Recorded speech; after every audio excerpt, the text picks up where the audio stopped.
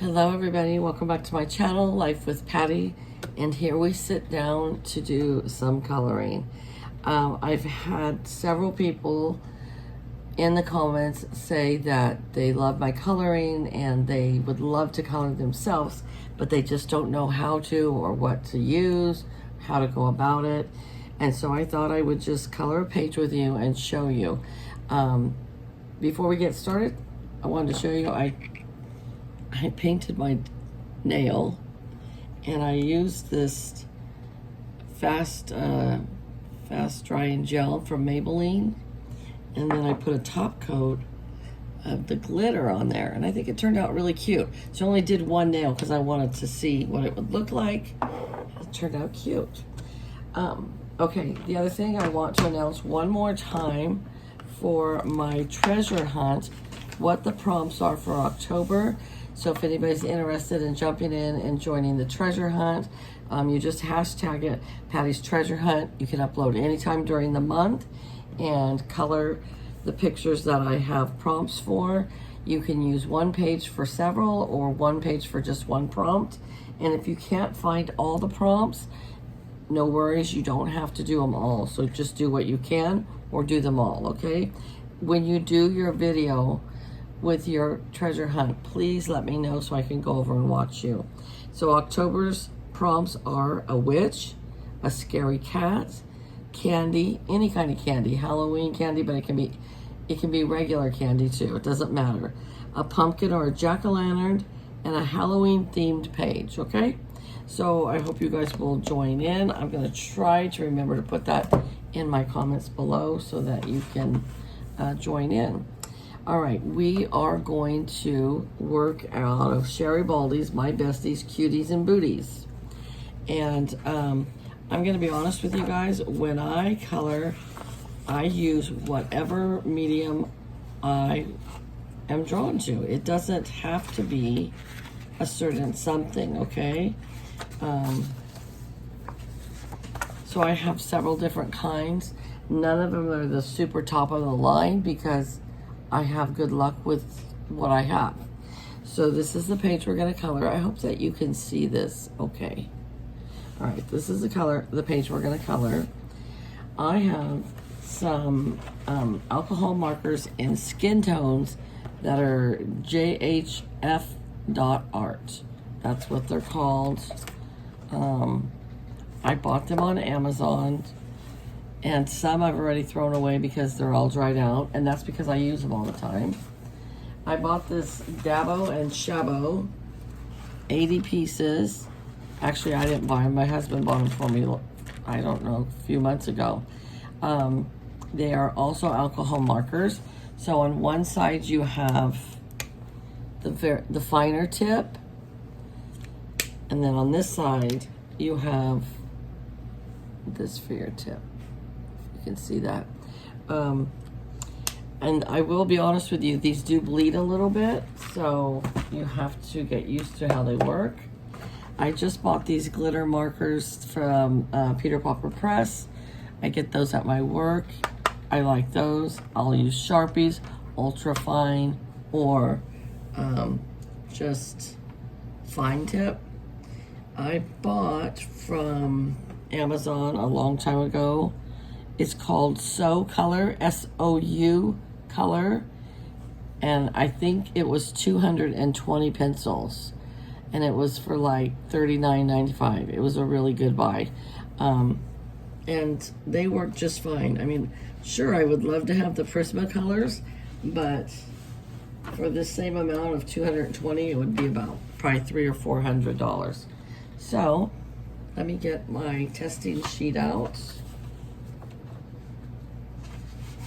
All right, I always have a testing piece of paper for my markers because I don't swatch, and just to make sure for my skin tones, because the skin tones are very deceiving. But I do like this color. I hope you guys can see this. I like to start out all the time with the skin tones. That's the first thing I do. And then when I'm done with the skin tones, then I move on to whatever else. Usually the lips and the eyes, and then the hair. But I always just like to get the skin tones out of the way. I have no idea why that's the case, but it is the case. And after I use a pin, I don't put it back in here. I put it to the side. That's just my quirk, because if I forget a skin tone part and have to go back, I want to make sure that I have the right color. And plus it shows me how many colors I've used. And if I find one that's dry or going dry, I get rid of it right then. I put it off to the side to throw away, because there's nothing worse than getting halfway through a leaf or a dress or something, and then your skin tone, or I mean your alcohol marker has dried up. I have a friend that colors all the time here in the same town I live in here. Actually, she just lives right down the road from me. And she doesn't like to use markers because she says of the case where they dry up. So she always uses pencil. And I'm getting used to pencil. I think you can do shading a lot better with pencil, but I do like the vibrancy, is that what I would say, of the alcohol markers, or Sharpies too. The problem with the alcohol markers that I have is that if your skin tone is a large area, it starts to dry before you get the rest of it put on, and then you get like a two-tone, and we're even getting it here in just this little area. It's very annoying, and I don't know how to go about changing that. So I hope that if somebody's watching this that is a really good colorist, you can let me know. And when you guys say that, you know, you want a color but you just don't know how, everything is just a learning process. I mean, it's just like when you were little, you like to color with crayons, color with crayons. All right, so there is her face all done and her little arms. And I'm gonna put this off to the side over here. I think I'm gonna do her lips now, and I'm going to do them in this cute pink color. And this is an ultra fine Sharpie. I love using the ultra fine Sharpies.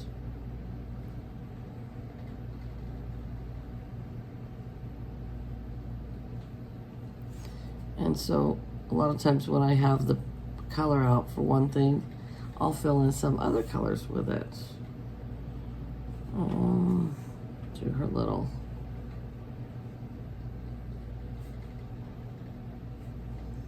dots here. I like Sherry Boldy coloring books, as you can tell. She has like 72 of them. Like, I'm sure some are not even in print anymore. And then every once in a while I'll get burned out on doing so many of hers, and then I have to switch to something else. Okay. I'm going to do her eyes in this gel pen. So this one doesn't have glitter. Some of them have glitter and some of them don't, but I just like the color of this. I have a whole tray over here that's got the drawers, and it's full of pens and pencils. Because as my markers go dry, and like with these, if I get down to just a few, I'll put it in the drawer. And then hopefully reorder on another one, you know. Because if you do color a lot, you're gonna use up your products, that's for sure. It's just like anything else. Okay, and then I'm going to take an ultra fine Sharpie in blue to just do this little dot right here, and the one right here on her eyes. But if you color all the time, of course you're going to use up your products, just like you would paper crafting or quilting or jewelry making. If you actually do, if you actually work on your craft, you're going to use up your products. So you are going to have to replace. That's just how it is.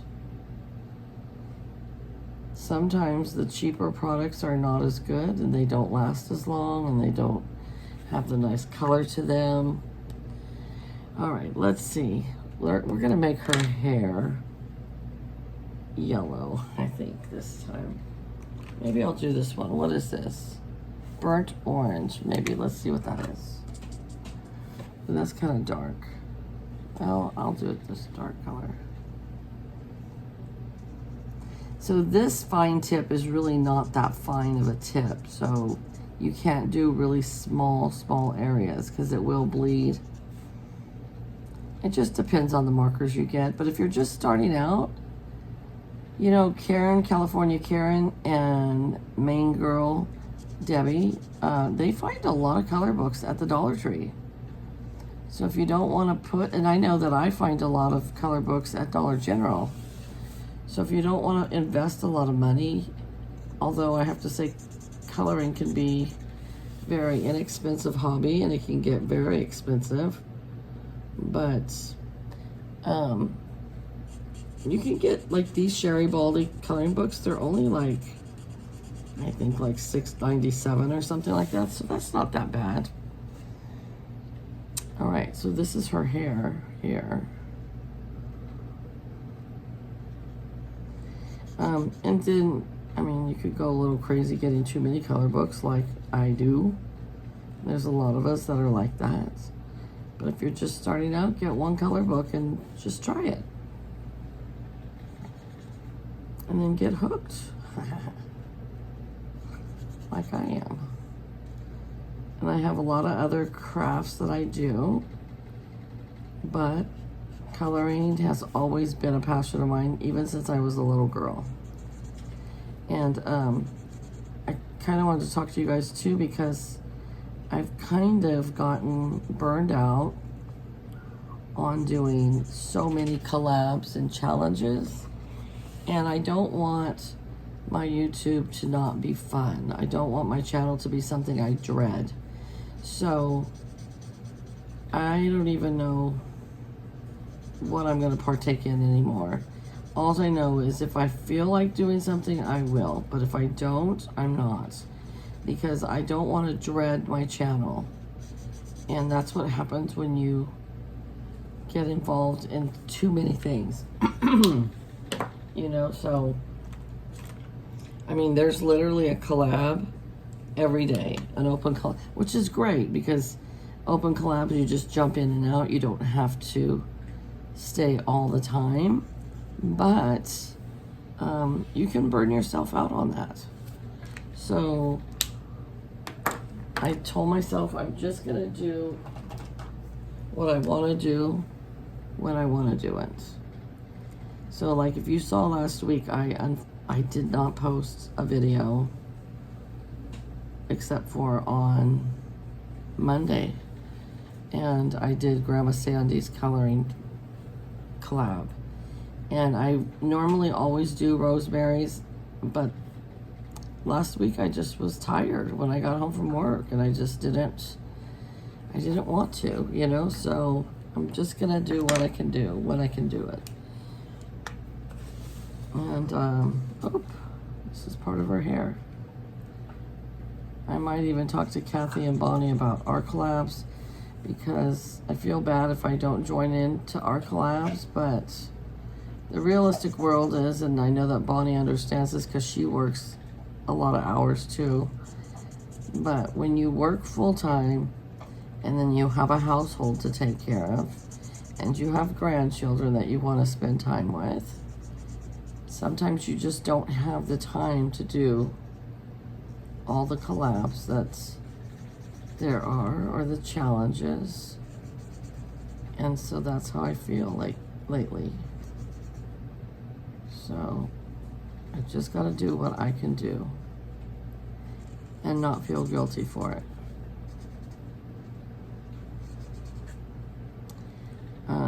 When I first started my channel, one of my biggest goals was that I wanted to make money off of this. And I still am going to. I finally found out how I can reapply for my monetization for them to send me another pin. And I've talked to a couple different people who are monetized. And they say they get between, and their channel's like about the size of mine, maybe a little bit bigger than mine. And they say they get between $100 and $300 a month. And so, you know, that is good extra money for whatever. But I don't want that to be my only focus, because once I get monetized, then all those annoying ads come up right before my videos or during my videos. And so if it's not going to make me a lot of money, I don't want to annoy my subscribers with ads until I know that I can make an amount that, you know, is worthwhile. I don't know if that makes sense or not. I told myself if I ever hit 10K, then I would definitely make sure that I was monetized. I might knock that down to if I hit 5K. But lately, I don't know what it is with YouTube, but my channel is not growing at all. I've been at 2,320 something for like ever, like for a long time. And so I don't know why that is. And they said that YouTube is going through and they're kind of doing like a sweep. So say you're subscribed to a channel, but you never really watch it, they unsubscribe you from it. So, you know, I lose subscribers that way. But then if they're not watching your channel, it's not really helping you anyways. So, but YouTube is doing like a swipe where they go through and they can see everything. So they see that, oh, you know, Sally Jones is subscribed to Life with Patty, but she hasn't watched her in 6 months. Hasn't even turned on one of her videos in 6 months. So they just unsubscribe you, and then those videos don't come up. So maybe that's the reason why my channel's not growing that much lately. So, but it's not something I want to worry about. And I try not to put like tons of videos out each day. I really try to not do more than one, but like today I did do 2. Well, today is Saturday, but this isn't going to go up till Sunday. But I did do a short one at the crafts fair, and then I did my completed colored pages.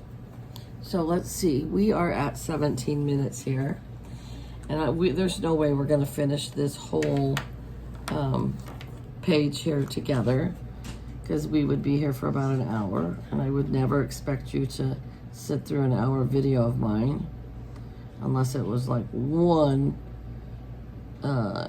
like very interesting video.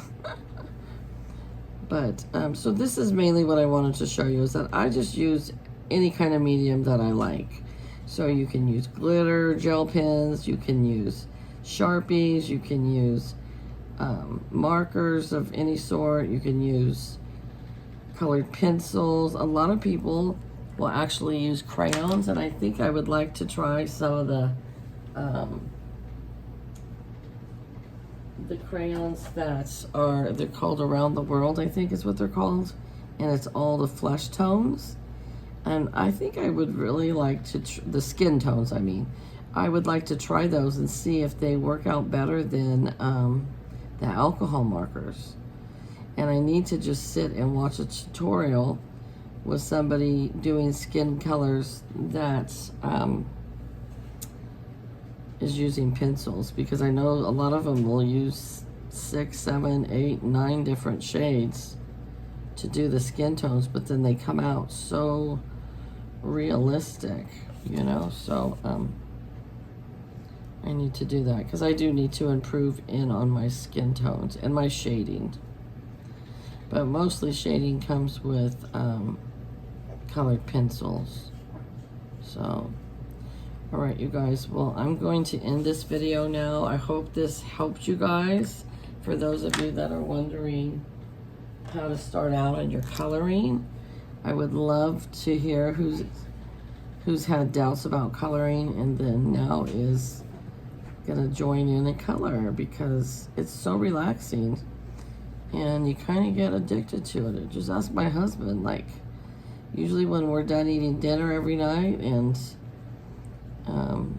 if we're watching a show, as soon as it's over, I always do sit down and do some coloring every day. And it does help relax me. So, and it's something that I truly enjoy doing, and I've done it since I was a little girl. I remember my mom always having color books and crayons for me in the early 60s, and I always colored.